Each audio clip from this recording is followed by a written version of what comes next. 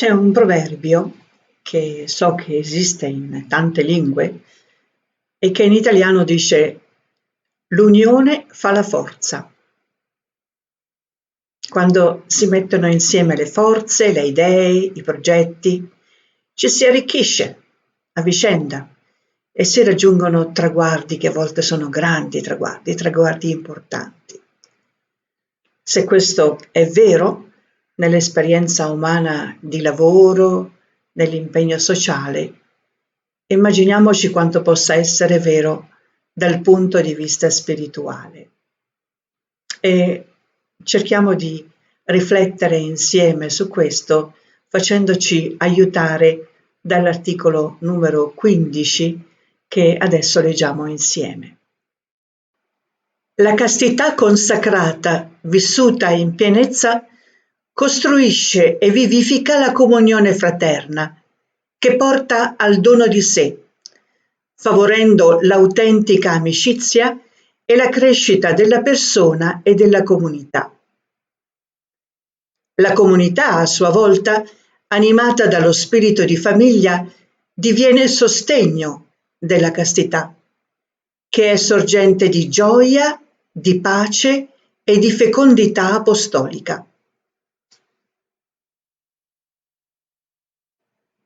La castità è un dono che quando accogliamo e lo viviamo in pienezza arricchisce ciascuna di noi e quindi tutta quanta la comunità, tutte le nostre sorelle. Il dono dell'amore oblativo che ognuna di noi fa alle sue sorelle costruisce e mantiene la comunione tra di noi, ci fa crescere. Nella misura in cui impariamo ad amare veramente, il dono costante di noi stesse non ci stanca, anzi ci rinnova, ci rinvigorisce. Dio è amore e non può far altro che amare costantemente, fedelmente, immensamente. Quando facciamo esperienza di questo amore e vogliamo esserne trasparenza, allora anche noi diventiamo amore. Non come Dio Padre, certamente, ma l'amore che Dio dona a noi si riflette attraverso di noi e ci fa crescere nell'amore. Quando in una comunità tutte le sorelle vivono questa esperienza e sono trasparenza dell'amore del Padre, allora ci si aiuta a vicenda e la comunità diventa scuola di amore oblativo, una palestra d'amore e sostiene la nostra castità. Allora sì che possiamo dire com'è bella la vita nella nostra comunità. Permettetemi ora di condividere una poesia sull'amicizia di Khalil Gibran, un libanese di religione cristiano-maronita che fu un pittore e un filosofo e ha scritto parecchie poesie. Una di queste poesie è proprio una poesia sull'amicizia. Il vostro amico è il vostro bisogno saziato, è il campo che seminate con amore e che mietete ringraziando. Egli è la vostra mensa e la vostra dimora, perché affamati vi rifugiate in lui e lo cercate per la vostra pace. Se l'amico vi confida il suo pensiero, non nascondetegli il vostro. Quando lui tace, il vostro cuore non smette di ascoltarlo, perché nell'amicizia ogni pensiero, desiderio, speranza nasce nel silenzio e si partecipa con gioia. Se vi separate dall'amico, non addoloratevi, perché la sua assenza vi illumina su ciò che è più in lui amate. E non vi sia nell'amicizia altro intento che scavarsi nello spirito a vicenda. Condividetevi le gioie, sorridendo nella dolcezza amica, perché nella rugiada delle piccole cose il cuore scopre il suo mattino e si conforta. Certamente potremmo commentare a lungo su questa poesia, che è molto profonda, ma la riflessione la possiamo fare con calma, riprendendole da sole. Io ve l'ho proposta perché nel nostro articolo 15 si parla di amicizia autentica. Non è possibile parlare del voto di castità senza fare riferimento all'esperienza di amore intimo con Dio, che è Padre, Figlio e Spirito Santo, ma neanche possiamo fare a meno di parlare di amicizia autentica, che è dono di Dio e che ci aiuta a crescere nell'amore oblativo.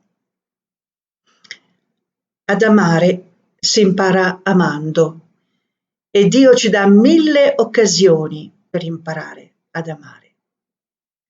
Tra le occasioni più intime c'è il dono dell'amicizia. Come l'autore della poesia esprime bene, la persona che ci è amica non ci vuole bene per quello che noi le diamo, ma per quello che noi siamo. Non c'è bisogno di mettere maschere, di fingere di essere quello che non siamo.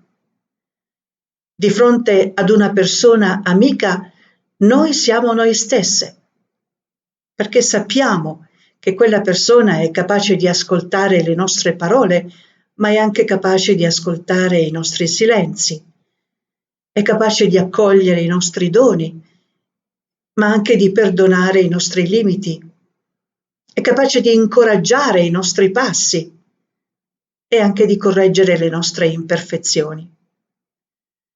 Ecco perché l'amicizia autentica è un dono di Dio, un dono prezioso di Dio. Ecco perché la castità consacrata favorisce un'autentica amicizia per crescere insieme nell'amore oblativo. Con questo voto ci impegniamo ad amare con il cuore di Dio e questo impegno lo condividiamo con le sorelle della nostra comunità, per cui in tutte ci sarà la volontà di crescere nell'amore. Il cuore casto è un cuore gioioso, un cuore che cerca, che costruisce la pace. È un cuore che si dona senza riserve, senza misura, e feconda la missione, perché chi ha Dio nel cuore ha la vita.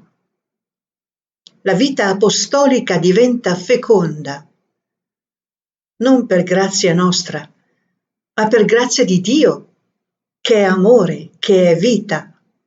E certo, questo amore e questa vita Lui la riversa in noi e usa le nostre mani, la nostra intelligenza, il nostro cuore per il bene della missione.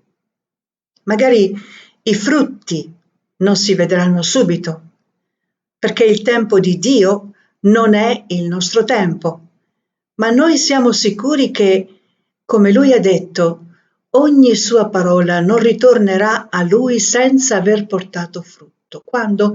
Non importa, lo sa Dio. È quello che a noi importa, sapere che Lui lo sa. E quante parole parlate o trasformate in scelte e in atteggiamenti avremmo donato agli altri nella nostra vita dal momento in cui decidiamo irrevocabilmente di facilitare agli altri quell'esperienza dell'amore di Dio che ha cambiato la nostra vita e che vogliamo cambi in bene, in meglio, certamente, la vita dei giovani, la vita delle nostre sorelle. Regina del cielo, rallegrati, colui che hai portato nel grembo è risorto